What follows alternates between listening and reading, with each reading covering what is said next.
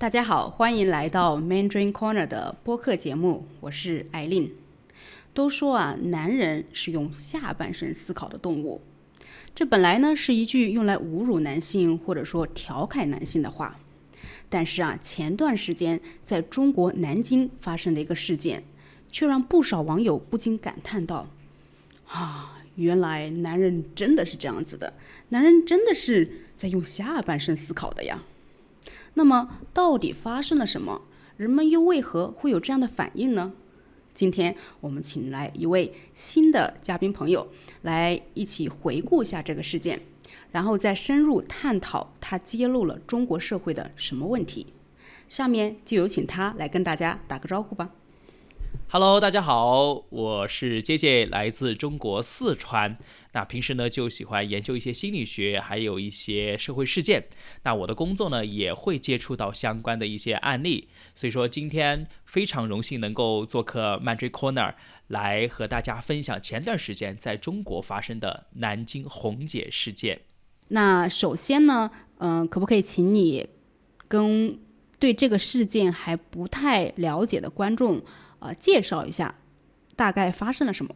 就这个事情呢，我们要说到今年的7月4号，在中国的社交媒体上爆出，在中国的南京，一名人称红姐的38岁男子，通过男扮女装的方式，在3年的时间里面，和1600多名男性发生了性关系，而且绝大多数都是直男。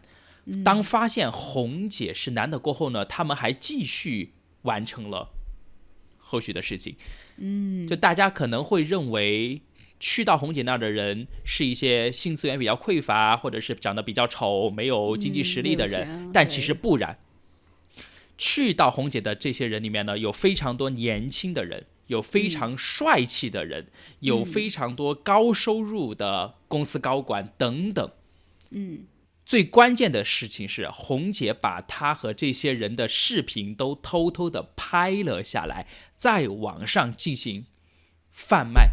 在这些高清视频流出以后呢，引起了社会的轩然大波，并且也影响了这1000多个人后续的生活。我想问一下你就是当时你看到这个红姐事件的时候，你个人的反应是什么？其实真的会很惊奇，因为其实红姐她的那个外表觉得还是比较奇怪的，因为那个头发是刚刚齐肩的，然后呢戴个口罩，然后就只露出一双眼睛，给我的直观感受是比较奇怪的。就像网友给的直观感受也是就是在质疑红姐她的一个长相，长得这么奇怪，穿着这么奇怪的人为什么要，是吧？不是为什么要，是为什么能够吸引到这么多帅哥对吧？就大家很震惊，对对对，是的，是的，觉得毁三观的感觉。是，所以说在网络上呢，大家上的那个就是情绪还是比较的负面的。从难以置信什么，然后到质疑，怎么可能这种事情是吧？然后知道真相，视频流出，看完了过后就是表现出那种厌恶，甚至于鄙视那些男性嘛，是吧？对对。然后非常有意思，就是有一些网友呢，把红姐的那些视频或者转发给了自己的男朋友，然后质问自己男朋友：亲爱的，你看看你会不会去你下得去手不？万一刚好她的男朋友就在上面怎么办？天哪！你别说，真的就是因为有朋友吃瓜就吃到了自己身边的人，甚至于男朋友还有未婚夫。我感觉这个事件真的不只是在中国出名走红，好像在国外我也看到一些英文去讲这个事情的，是不是？对对，刚刚大家听到或看到的是国内网友还是比较的反感嘛，负面，但是国外的网友，特别是东南亚的朋友们，他们感觉就是把红姐当那个神来供奉起来，然后还专门给她取了一个名字，叫做招桃花神。为什么？因为红姐她长得那么的普通，甚至于丑，但是她依旧能够通过各种各样的手段吸引，甚至于睡到那么多优质的男性。哇，简直是心目中的神！希望红姐保佑我也能够通过我普通的外表找到一些帅哥美女。特别是泰国哈，他把红姐拿出去做什么电招牌呀，把她的照片打印出来，然后甚至于让佛教的高僧去加持她，然后保佑自己，我也能够像红姐一样吃得那么好。那这个红姐其实在做这个事情哈，她已经做了3年之久了，为什么到现在才被爆出来呢？就是之前怎么都没有人发现？其实说实话哈，这个事情在网络上其实传出来，还是因为一个网站或者是一个类型的网站，他们被称为爆料网，就是专门爆一些比方说哪个航空公司的空姐然后出轨呀，什么大学教授又和学生搞到一起那种视频。然后呢，这个事情的起因就是因为一位和红姐曾经有过那方面的一个网友，然后呢，他在浏览这些网站的时候呢，发现他自己和红姐的那一些视频就在里面。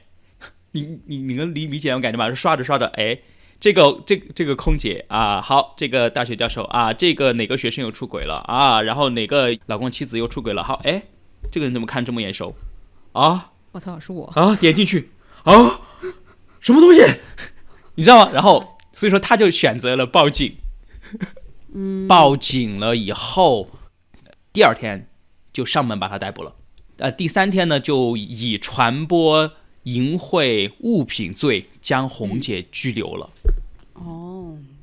不过我还是有一个疑问就是红姐她是怎么吸引这些男人的呢？她最早的时候就是在3年前，其实她就是在那种约会软件上面开始的，然后把自己的高P 图的一些精修照片又瘦又白，哇，又好看，十级美颜是吗？对，10级美颜加上化妆，虽然说红姐的妆化的不好但是通过这样的一些照片方式呢，然后呢就给自己立一个人设，我30多岁，我还离了婚，女性离婚过后的就会有一些孤独寂寞，然后把人设立好，慢慢的吸引这些男性。为什么这些男的他会喜欢离婚的女性因为离婚女性很有经验你懂吗？就是大姐姐，知心大姐姐，非常懂得关心人，处事有分寸，不会像小姑娘一样无理取闹你知道？对，就是懂事。这小姑娘还得要你哄是不是？对，大姐姐来哄你。好吧，难怪有那么多年轻帅哥，我懂了。是的。然后我们继续说回到，就是他通过这些约会软件，然后呢，他在抖音火了过后呢，或快手火了过后呢，他通过这些短视频平台就开始发自己的那些短视频你就是中国会有那种擦边视频扭腰的那种你懂吗？对，我有看过。对，是的，就是他就把自己的这些照片视频就发上去了。然后呢，后面他的粉丝量多了以后呢，他就开始开直播间了。你看过吗？我没有看过，但是我看了回放。我要不跟大家模仿一段就是这样。好，来吧。欢迎张扬哥哥。张扬哥哥今天吃饭了没有人家也在吃你知道吗？那种没眼看我。就是哇，好屌，就是刚好男生喜欢的那个样子，好吗？我现在有点明白了。其实我模仿起来还是有点假但是红姐自身的声音听起来是比较偏向于女生的。那我能问你一个问题吗？就是关于你们男人的问题。也是因为这个原因，红姐高 P 的照片嘛，家长化点妆，然后通过那种妩媚的妖娆的声音，对，然后就会让大家觉得这个女生是有点奇怪，但是呢还是个女的，你知道那种感觉吧？我明白。而且这种约会软件它一般都是约炮的，是不是？就是一次性的一夜情这种，也不是说我一定要对你负责任呀，或者说你就追你。对，但是红姐其实不是这样子红姐是采用暗示。红姐先把先在那个就是约会软件上去配对嘛，聊天配对，聊得比较好，然后你再加我私人的账号，私人账号聊完了过后呢，再邀请你到我直播间里面。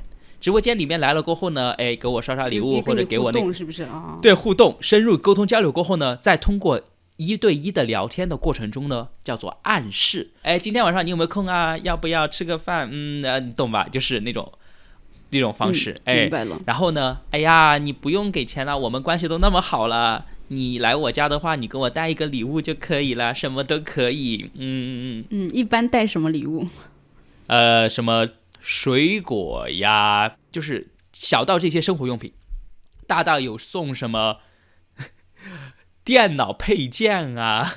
但是非常有意思的是，我先告诉大家，就是当时红姐被警方抓的时候，警方去到红姐的住处的时候呢，在出租屋的阳台上搜出了47桶没有开封的食用油。哇，这些男的都提油去的。是的，不仅是油，还有各种生活物资。其实我对这个事情的关注呢，仅限于他跟1670多名男子上了床，但是好像这个事件中有很多比较惊人的，但同时又有点搞笑的细节，是不是？对，我觉得能够跟大家分享的细节真的挺多的，我挑一些比较重点的跟大家去分享。其实重点就是在于这1600多名的男性，来自于社会的各行各业，而且分布于各个年龄段，有网红，然后有健身圈的大佬，然后还有大学生。除了这些呢，也有一些比方说戴着工地帽子的一些就是农民工也有，然后小到20多岁的小朋友们啊，大到60多岁，就是头发已经白了的那个老年人。年龄跨越真的很大耶。是的，是的，关键是在于红姐吃得好，还有能够吃到外国人的。对，有一个不是说那个来都来了哥吗？好像就是外国人，是不是？是的，是的，是来都来了哥就是一位外国人，而且后面被扒出来，其实他是一位外教。当然也因这个事情而遭到了学校的开除。除了来都来了哥，还有南亚面孔的印度裔的，然后还有中亚面孔的，甚至于还有黑人。因为这些事情嘛，就是网友评论出了10大火爆男嘉宾。看，就是这些上面就是比较出名的人了。你看来都来了哥，他为什么会火？是因为他是外国人吗？其实不是。为什么叫来都来了哥？就是因为他来了过后发现不对，脸上很疑惑，就是这样。就感觉她不像女的是吗？是的，不像女的，怀疑。过了一会儿就爽这种。就是她虽然疑惑，但还是继续了。对，继续了。反正来都来了，那就干脆把这个事情做了，是吗？对，所以说就是这个前后的反差嘛，前面是疑惑，后面是那种爽的那种来都来了吧，释放一下。然后后面还有一些，比方说那个四季哥，这个老哥他1年来了4次，而且他4次还带着不同的东西来。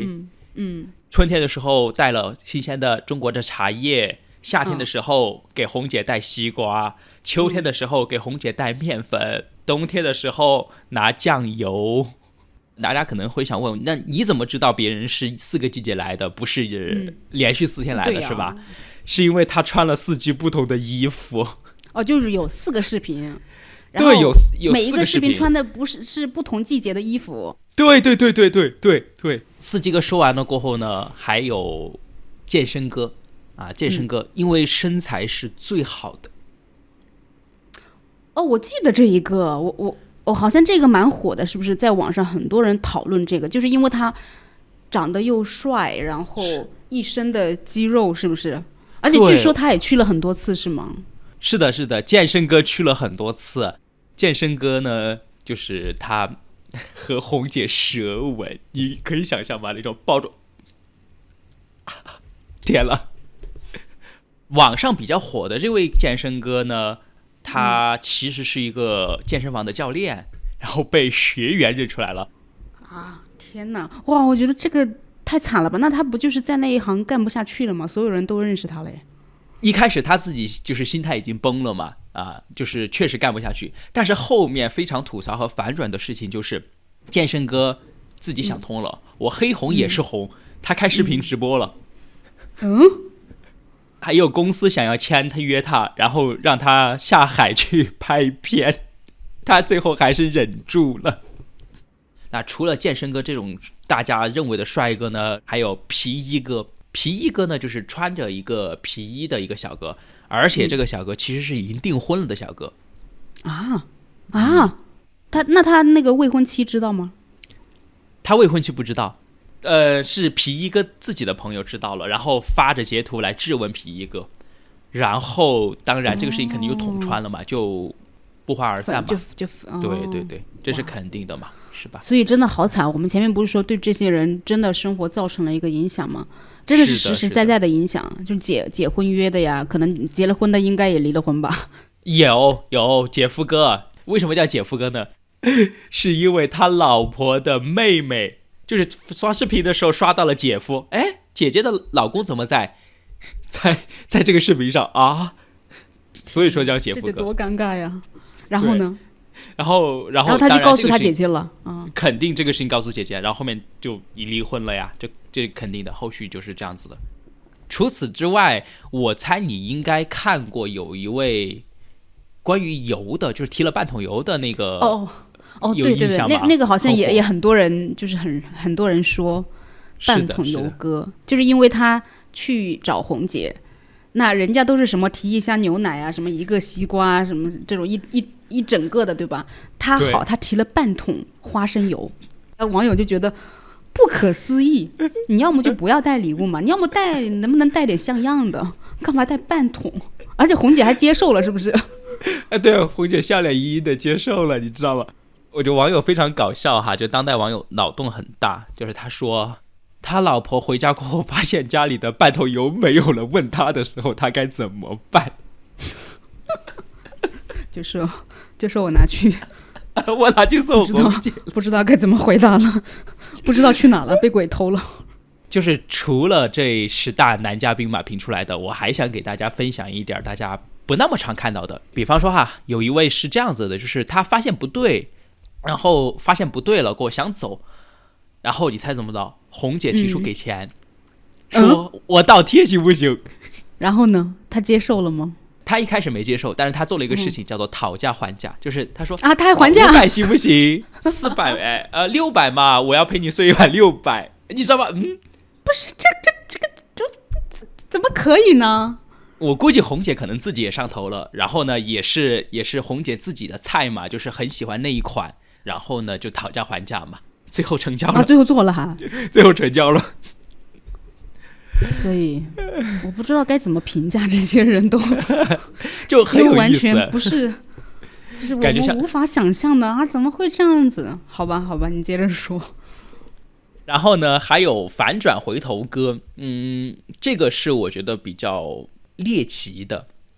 他来的时候就一直没有做，但是呢，他也是发现红姐的异常了，然后呢，他就用手去扯红姐的口罩啊、牵裙子呀这些，然后红姐可能有点不开心嘛，然后就让他走了，就让他赶他走。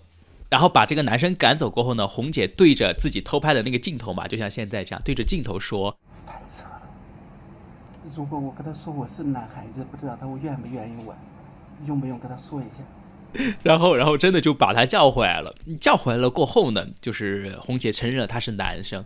好，炸裂的事情就来了，这位男嘉宾他不信，然后就让红姐脱裤子，红姐裸露出了他的特色，然后这位男嘉宾蹲下去帮红姐进行了口交，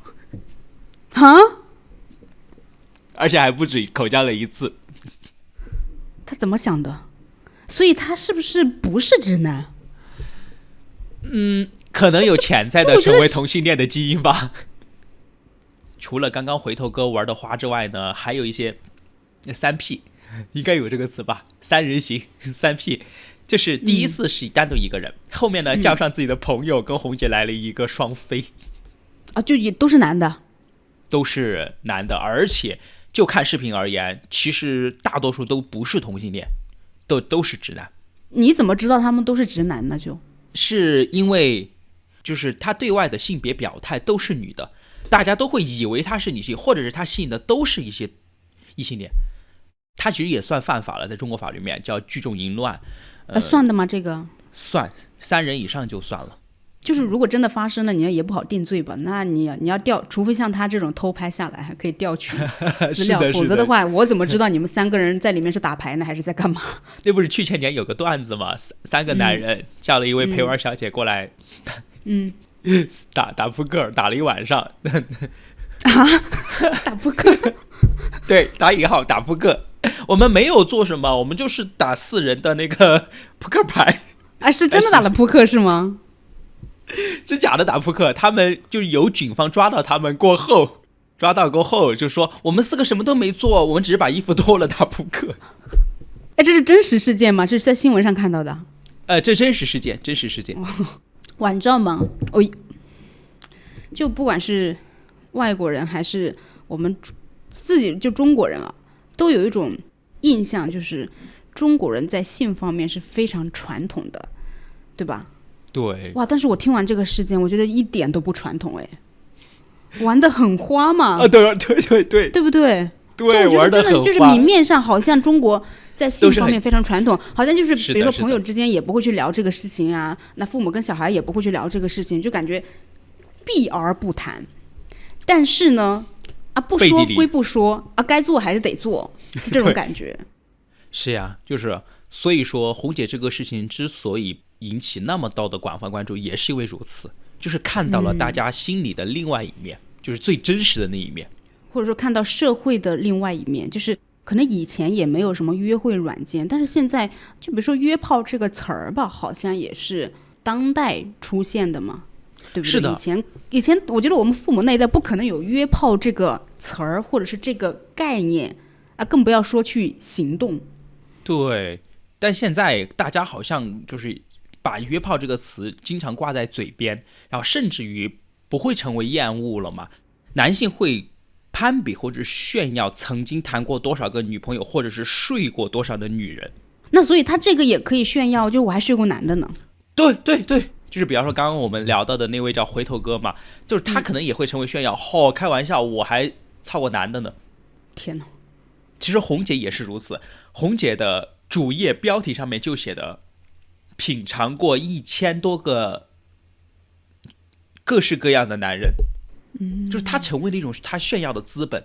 红姐这么乱性，跟这么多男的，而且是进行肛交，其实是非常危险的，就是会传染疾病的。那这些男的他们都有就是做安全措施吗？就我看到的一些视频而言，好像只有几位外国小哥他们戴了安全套，国内的朋友们几乎都没有戴。而且在后续警方的调查的过程中呢，其实当事人也承认几乎没有用套。哇，他们不怕吗？就是他们都不害怕吗？他们肯定怕，但是有其他东西打消了他们的顾虑。第一个就是红姐其实说红姐有检测过，没有病。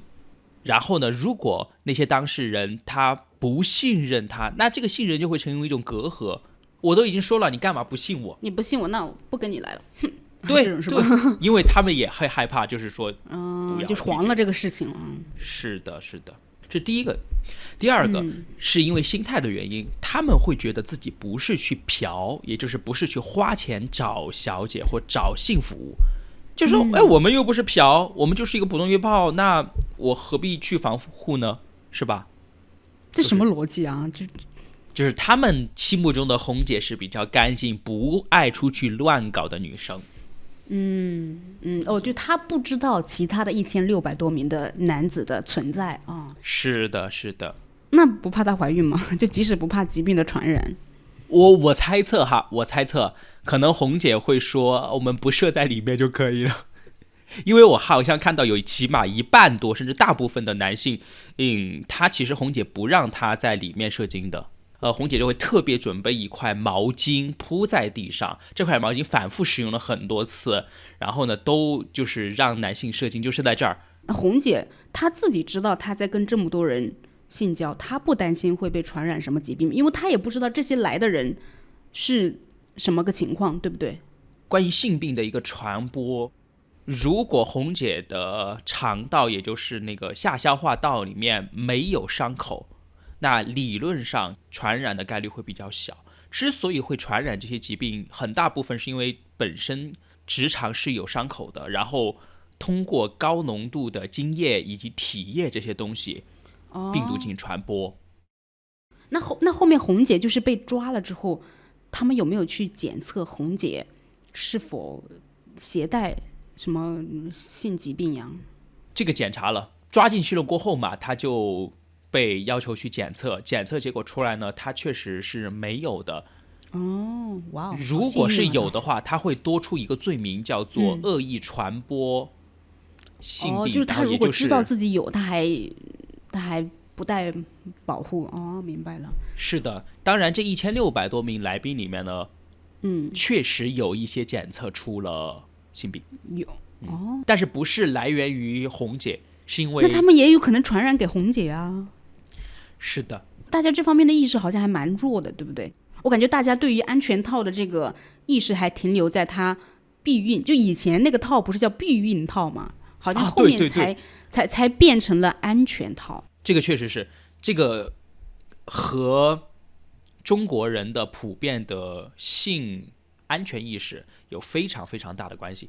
中国人普遍不那么喜欢戴套，为什么？2个核心的原因。第一个核心的原因，戴套会不舒服，就像是穿着鱼去洗澡那种感觉。穿着衣，好，这个比喻还挺就是它恰当。直接肉体的接触，就是那种触觉的接触，简单一点，爽感会减少，刺激感会减少，而且戴安全套会影响男子气概。真男人谁戴套啊？这是一个普遍有这样的吗？有，是在全世界还是在中国？在中国，真男人谁戴套啊？无套性交才爽。它也是一种炫耀的资本，叫做我无套内射了某某女性。我明白了，就是感觉好像我能说服这个女生让我不要戴套。是的，反正你怀孕是你的问题，对不对？又不会影响到我。我觉得这些男生是非常的不负责任的，除了对他们自己不负责任，对他们的现有的伴侣或者是未来可能会有的伴侣也是不负责任的，因为他们在这种就是无套进行性交跟陌生人之后，假设他真的被传染了什么样的疾病，他再带回去，不就把他妻子传染了吗？不就把他们的女朋友传染了吗？所以我觉得对他们的另一半也是非常不公平的，也是非常不负责任的一个行为。是的，是的。那下面一个部分呢，我们就要来讨论一下，为什么这么多男生会去约炮，然后呢，为什么他们去到了红姐那里，发现了他是男生，作为直男的他们竟然还会继续。第一个要给大家去分析到或讲到的方面叫做长期的性压抑导致的欲望爆发。为什么会有性压抑呢？很大一部分程度上是因为压力，自我给予的压力太大了，包括社会给予男性的压力也很大。你一个男性，你是一个非常坚强的人啊，你不应该表现出你的软弱，你不应该把这些东西表达出来，包括性。你应该去赚钱，你应该去成就一番事业，你应该拥有更大的权利。这些社会的规训导致了普遍男性出现的性压抑。当然呢，刚刚性压抑说到过后，就肯定还是需要有一个爆发口嘛，就像火山一样，要积压太久了，一次性喷发起来的体量是非常大的。所以说有一部分人呢，去到红姐那儿，就是这种火山喷发已经战胜了道德的底线。那比方说什么样的一些人群会发生这种情况呢？第一个就是没有固定亲密的伴侣，然后第二个呢是不和谐甚至于无性婚姻。比方说像我们刚刚说到的姐夫哥，应该都是跟夫妻性生活不和谐有一定的关系。第三个人群呢，就是长期重复没有新鲜感的人群，就是让我跟我的爱人在一起5年了哈，我做爱只跟他一个人做，我想换换新口味。然后同一个姿势是吧？对，大家又不互相学习，又不互相交流，每天都是一个姿势。我吃东西吃的太甜了，我总想吃点辣的吧，换个口味啊，明白了。好，那我们先回到就第一个啊，就比如说你刚刚讲，很多男性可能是因为没有长期的固定伴侣，也就是说没有女朋友，那他们为什么就是没有女朋友？是找不到吗？还是不想找？我觉得不想找应该会占比较大的部分。不想找占比较大吗？是吗？我以为是找不到，因为我们之前做了很多期节目，就是关于剩男呀，关于现在的中国男生很难找到结婚对象一个是可能说男多女少啊，那本身这个女孩子的数量就少；另外一个呢，女生对于男性的这个要求也慢慢在增加，在提高。对，在提高。所以呢，就很多男生他是没有办法满足女性的这个期待跟要求的，所以呢，就变成被挑剩下的。是，就是因为长期近些年的一个情况，所以导致了这群00后也好，或者是90后也好，他们不愿意去找了。知道女性要求高，知道女性对要钱，那我何必去贴呢？而且很多男生可能也会觉得说，要找女朋友其实是一件很麻烦的事情，因为你要去追的这个过程是很辛苦的，你必定要做一些事情去讨好他。然后呢，你要是讨好的不对呢，人家还不一定喜欢你，所以这个过程就非常长。那你要从看上他追到得到手可以跟他有性行为，这个时间太长了，等不了，是不是？是的，投入的精力时间成本会很大，就成本太高，收入太低。对，收益太低，就是收益太低。对，那个就做生意的感觉嘛。哎呦我去！是的。而红姐这边又是免费的，提一箱子牛奶20-30块钱就好了。对啊，不仅如此，它还能给我到心灵的慰藉这也是我们后面要说到的一个方向。好，就是第一个就是说没有稳定的这个女朋友伴侣，那第二个就是说已婚的其实也是在经历着无性婚姻，这种你觉得在中国普遍吗？现在的年轻人可能会更倾向于前面不和谐。我们展开来跟大家聊一聊这个不和谐吧。第一个是欲望的不和谐，在生物学共识里面呢，男性的欲望其实要比女性更强。简单一点，就是男生每隔2天想要一次，女性每隔1个星期5天才想要一次。那男性怎么办呢？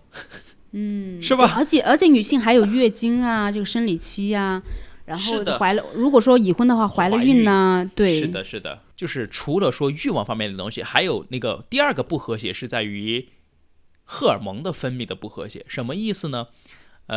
男性普遍的一种高潮时间普遍是在10秒到20秒之间，就比较短，但女性的高潮普遍会持续30秒到1分钟，就相当于说女性都还在高潮的过程中，男性高潮完了过后，很多的夫妻之间就会比如说就拔掉无情，就是做爱前淫成魔，就是那个色心欲望起来，荷尔蒙分泌上头，然后做完过后呢，冷漠的像什么一样，然后以至于很多女性都去搜一个问题，叫做男生跟我做爱过后跑去一个人抽烟，他是不是不爱我真的吗？就有这样的，就是有人会这样搜是吗？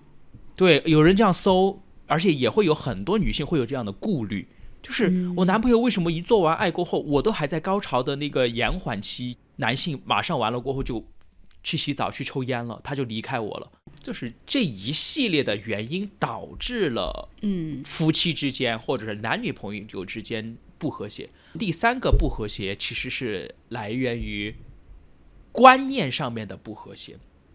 在中国谈性色变这个话题已经是中国老生常谈的了，就是一谈到性，对，就大家不要，都很羞耻。对，所以说就是夫妻之间本身性和谐这个话题是要去找彼此的和谐处，而不是说就是不愿意聊回避，然后做完过后完事儿。这也导致了就长期积累的这种就比如说你的伴侣长期积累下来这种不开心，也会就是间接的导致你们俩的夫妻关系变得不好。是的，除了刚刚说的性压抑、性爆发，还有一个点，也就是红姐为什么能够得手的最重要的原因，就是情感需求。就像刚刚我们也有在其中去聊到了，当代男性是非常非常心理压力还是比较大的，他们得不到伴侣或身边人的那种认可。然后红姐呢，她就懂得一定的技巧，从前期的聊天的铺垫，然后呢到赞美、关心、陪伴，然后制造亲密，这些过程红姐都是一步一步渐进的。这些东西其实就给了这些男性一种非常久违的存在感。存在感，对。后续一位男士在警察调查过程中，他说，他跟他老婆10年了，从来都没有听到过夸赞，但在红姐这儿，不到1个小时得到了3次夸赞，你好棒！哇，就是真的。所以男的其实也挺需要女性去夸他的，是不是？对对，因为男性的内心脆弱很少被社会看到，甚至于另一半看到，然后有红姐这样的一个人出现过后呢，他也会觉得哇，我原来是有人要的，我原来也是值得被喜欢的，原来我也可以不靠钱就得到女人的温柔。对，就这就跟去嫖还不一样。对，完全不一样。总结而言，红姐这里不仅能提供性服务，对，同时呢还提供赞美服务，所以红姐才能够在3年。你有没有去数过，1年是365天吗？3年是多少天？算一下，1100多天不到，1090多天。那平均1天都有1个半嘞。是的。那他是每天都有男生来找他耶，好忙啊。其实这样子算下来是这样子的，就是毕竟红姐也很辛苦嘛，就是365天全年无休节，好敬业啊。我们现在知道为什么这些男性会去找红姐了，就是因为有欲望，有这个希望被夸，但是他们都是一直以为红姐是女的，是吧？那么对，疑问就来了，有一些男的他其实是在这个来找红姐之后是有质疑的，甚至是有发现他是男的，但是他们还继续了。这个就是很多网友不理解的。我可以理解他为什么去找他，但是我很难理解他为什么发现了之后不走。有非常非常多的层面，我们从最重要的几个点去跟大家进行解读和回答。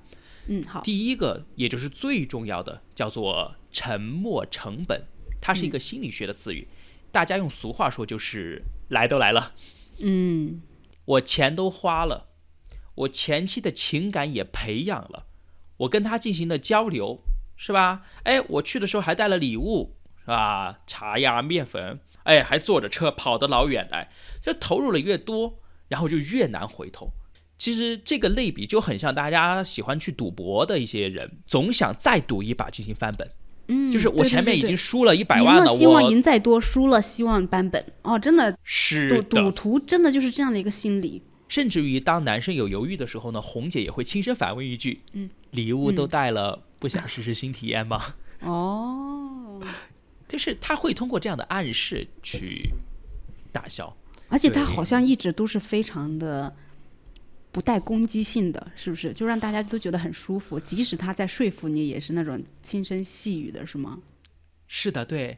然后第二个呢，确实还是跟刚刚我们第一次说到的男性的那个上头有关系，男性的那个欲望上头了，我荷尔蒙分泌已经分泌到了一个，就是来红姐这里，我就是带着这个目的的，我可能这个就欲火焚烧了已经。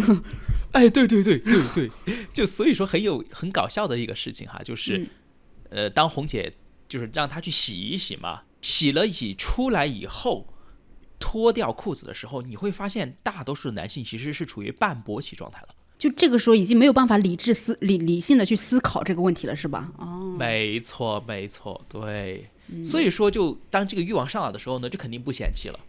而且呢，中国有句老话叫做“关了灯都一个样”，就是你再那么不好看，再那么不符合她自身审美的女性，关了灯过后黑漆漆的过程中，我就只能够通过触感去完成。那当然呢，红姐是不允许关灯嘛，因为她要偷拍。那这些男性采用的方式就是闭眼，我把眼睛一闭啊，有人帮我啊然后插入也好，或者是有人口交也好，就是能够去释放出来，那就可以了。这是第二个精虫上脑。然后第三个呢，其实是在于会有一些自我欺骗嘛，他会觉得不对劲儿，就是知道不对劲儿，但是呢，猎奇的心理，哪怕不对，哪怕他是个男的，我也可以尝试一下。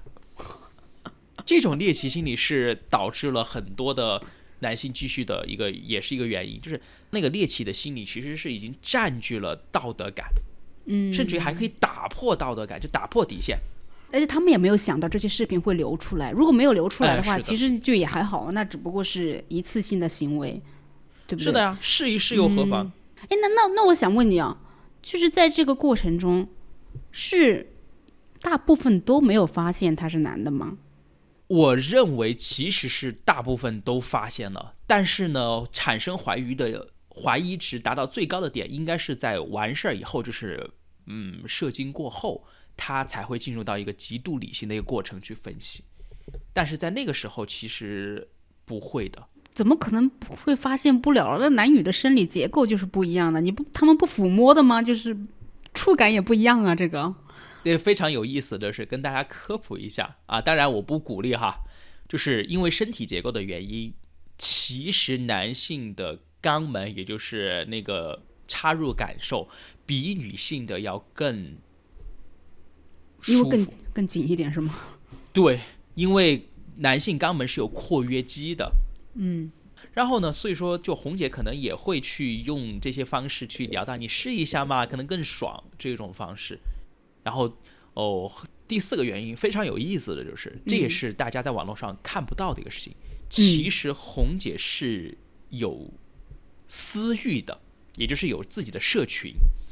她不是通过自己的视频贩卖嘛，有一系列的专属群，有一个类型的群，它是专门去贩卖和售卖她的视频。他是这样子卖的，但是这样卖他不会就是被抓吗？他没有被发现吗？就是应该不是在国内的那个媒体上面。对，它不是在国内发布的，它通过国外的一些平台或者网站来进行售卖。他卖的贵吗？就这个。警方给出来的数据呢是3年时间赚了50万，那也不算很多是吗？对，不算很多。然后红姐呢，大多数是采用的是订阅制，就像最近今年很火的 OnlyFace 一样。知道了，就按月收费这种。是的，订阅制。对，那还有一部分非常有意思，就是红姐本身自己也有一个群聊，就是专门长期固定做的那批人啊，就像那个四季哥跟健身哥是吗？是的，四季哥、健身哥他都在里边。那这也是一种心理，就是一种群体的催眠效应的心理。别人能做，我为什么不行？哪个公司的高管他也玩，那我为什么不能玩？就是他会就是觉得安全了，就是大家都在做的事情，你不会觉得你有什么不一样的地方。对，没错。而且还有一种身份认同，他比方说是一个普通人，他是一个农民工，哇，那些高管也好，那些社会精英人士，他们也在跟红姐玩，那我跟红姐玩了，我是不是也进入了这样的一个群体，被认可了？对，他们都在一个群里面，明白了，是的，就是群体催眠。还有一个比较重要的心理学的常识叫做门槛效应，就是当你跨过这道门过后，你就走不出去了。而且我们看所有红姐的视频，她进门过后，红姐的第一个动作都是去把拖鞋拿给她穿，拿给她穿上了过后，就让她觉得马上到家的感觉，很舒服啊，你就可以就 relax 放松下来。是的，如果我们去一个陌生人家里，一旦换上拖鞋过后，你就很难离开了，因为你会去思考，我要走了，我是不是还要去把鞋换回来？我是不是还要把衣服穿上？我是不是还要去做很多的那些繁复杂的事情？我就懒得走了，我觉得，哎呀，算了吧。而且也没有什么特别危险的事情，就是马上你要跑的事情，对吧？跑的话我可以穿着拖鞋就跑，它也没有什么危险。对，没错没错。我一开始啊，就是会觉得这些男的真的是没有办法说他们了，来了发现了是男的，竟然都不走，真的是就是没有办法相信，怎么会这样子呢？但是听你分析完，好像明白了，就是可以理解他们为什么不走了。是的，就红姐的留人技巧还是非常厉害的。红姐感觉红姐应该是读过心理学的。对。那最后呢，我想大家也可能会好奇啊，就这个红姐被抓起来之后怎么样了？可以跟大家讲一讲现在红姐是什么样的一个状态吗？就是之前说到了，我们红姐7月5号被拘留过后呢，红姐涉嫌偷拍视频在网上售卖的获利，这50万元是已经被罚没了。然后3天以后呢就出来了，只是说现在全网对他进行了封禁，就是不允许他直播，不允许用国内的这种社交账号以及约会软件了。但是呢，他还活跃在外网上面，也有自己的这样的私人群，然后还在聊天，还在发表观点。那他还在就是吸引新的男生吗？其实红姐还在吸引新的男生，但是第一几乎没有拍视频啦。然后第二呢，就是拍了视频，也就是免费传播啦，我不牟利啦。但是那些人会让他拍吗？就这些男的还会让他拍啊？有一部分人想被拍，有一部分人没有被拍，但是视频后续呢就几乎没有怎么流出了。对，就免费服务了现在。你情我愿，免费服务。好的啊，希望这些榜上有名的、有照片的这些男士们，都在以后的人生道路上洁身自好，不要抱有侥幸心理。如果真的非要去约炮不可的话，那也请安全作业，就对自己负责，也对你身边的伴侣负责。好的，今天的播客到这里就结束了，非常感谢俊杰来跟我们一起分享这个事件以及他的观点。那么对于红姐这个事件呢，你们作为观众的话有没有什么想法？那顺便开一个小玩笑啊，就假设你们是男的话，你们在没有这个伴侣的时候，或者说自己这个性欲望很强烈的时候，你们会看得上红姐吗？或者说你们去了之后以为她是女的，然后最后发现她是男的，你们会继续下去吗？还是扭头就走？我也很希望听一下你们的答案。俊杰还有什么想说的吗？我们今天就分析到这儿，就是欢迎大家来跟我们一起讨论你的想法。好的，好，谢谢，拜拜，拜拜。